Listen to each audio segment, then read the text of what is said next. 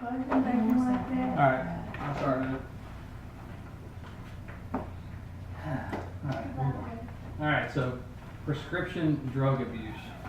Hopefully I encourage you guys to have a better understanding of how to solve this problem in America. According to poppingpills.com, America has 5% of the world's population, but we consume 75% of all of the prescription drugs that are developed. Wow. Kind of a crazy number. So with that being said, we've all had experiences with prescription drugs. We've all been prescribed to them. We've all had the prescription drugs. We know what they lead to, what some of them can lead to. They have positive and negative effects. So I'm guessing you guys know somebody that's been negatively affected by prescription drugs. So opiate drug use in particular, prescription drug use in particular, is what's crippling our society. Opiates have the same, trigger the same receptor as heroin.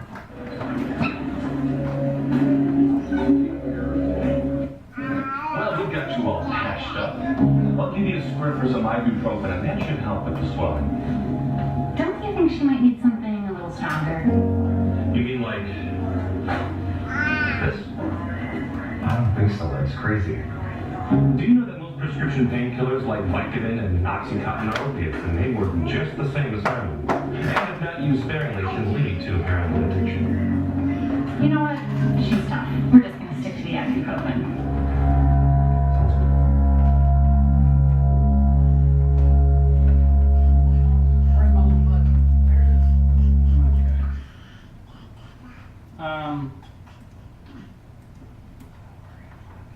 Okay, so like I said, it triggers the same receptors as heroin. So just hydrocodone, Oxycontin, things like that.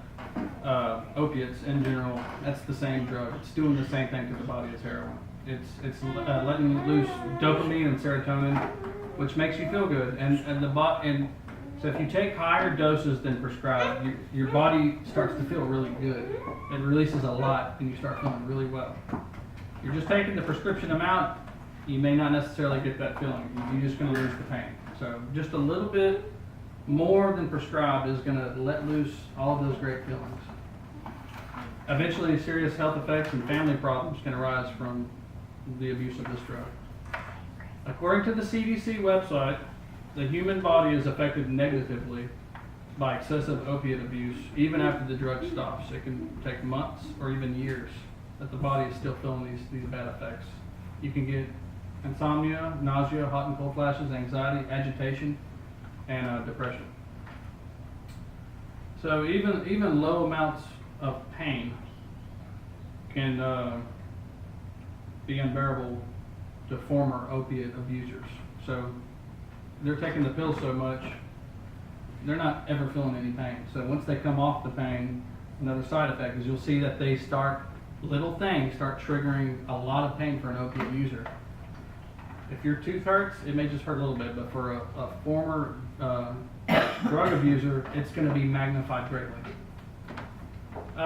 Opiate drug abuse doesn't affect just the abuser, it affects the entire family. So according to effects of opiate addiction on the family, if a loved one is sick, addicted to drugs, and suffering, the family wants to step in and naturally help out the abuser in any way they can. So if the abuser lost their job, if they spent all their money on pills and they've been struggling and they lost everything they had, we as the family want to step in and help them, and we feel heartbroken. We want to solve the problem with them. And this is typical of every single family of the abuser. This is research knowledge. And then the longer the addiction progresses, the more the burden is placed on the family. So in other words, the more money and the more they're out of everything in their life, the more we're going to have to step up and help, right? So the need to prescribe high-strength opiates for even mild pain problems in America is the problem. So, you know, in America, we get the pain pills for any old thing. Like I said, 5% of the population of the planet, 75% of the drugs. We're getting all the pills right here for anything. According to DrugWatch.com, there is a common misconception among Americans that since the pill is prescribed, it's not a drug. Since we're getting the opiates from the doctor, we're not really taking the drug. We're just getting the pills from the doctor. It's not a big deal. But don't forget about the video I just showed you, how it triggers the same receptors as heroin.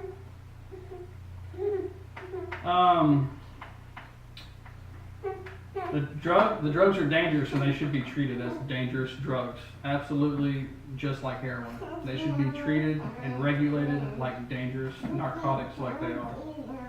And they can be abused very easily.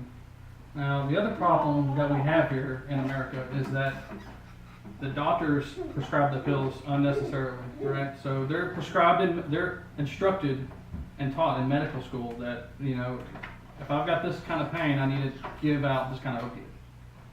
This is the type of opiate that's going to help this kind of tooth pain or whatever.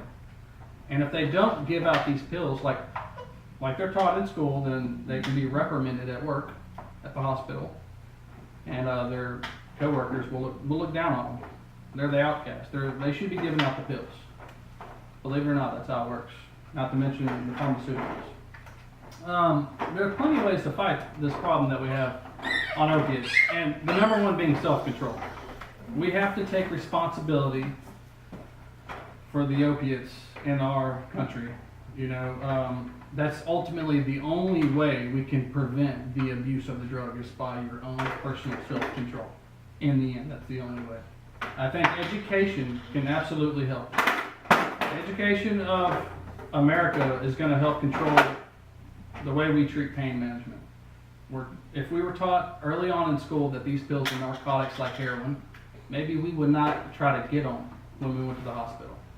Maybe you wouldn't try to get them. Maybe you wouldn't let your kid, when your kid gets a broken arm, maybe you wouldn't let her get them, or him get them. So, we all have to have self-control when it comes to prescription pain pills, or it can lead to some serious dependence. According to a recent report by the CDC, a recent push in the medical community has, they're looking at pain management in different ways, calling for more drug addiction education for not only the doctors but also for the patients. Things like digital medical records that can track your entire medical history. Any doctor you go to, we can pull those records up and we can see who the drug abusers are and who are more likely to be an abuser. That can help. That can help. And that can help the doctors recognize, you know, who's at high risk. Here's a picture of kind of a feeling you might get if you think of an addict and his family kind of all suffering. Like I said, we all kind of, even the children, they have the same, unfortunately, in a different way, negative effect as the abuser himself. They will pay the same price. Opiate drug abuse does not affect just one person. It affects the entire family and everybody in the family and our country. It leads to the total destruction of a normal way of life.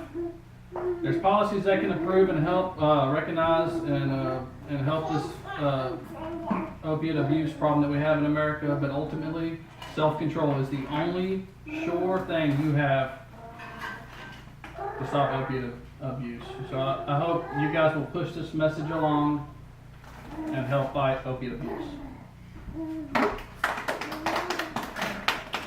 That was great.